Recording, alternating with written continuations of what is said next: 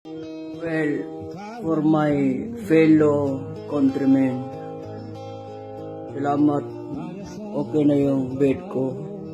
Ito na yun. Siguro, malinis na ating mga OFW. Salamat sa inyo.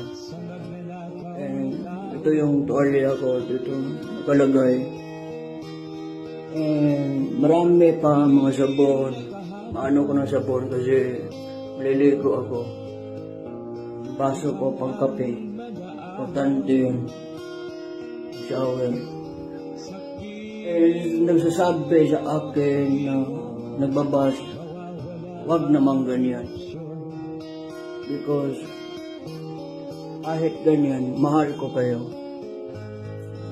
If you hate me, I love you. If you love me, I love you. That's it. Ito pala yung sofa ko. Yung basarahan ako, dyan ako uupo dito ako. Sabi, well, kompleto naman lahat. Salamat sa inyo, mga kababayan. Mabuhay kayo. Just love lang. Huwag kayong masyadong seryoso.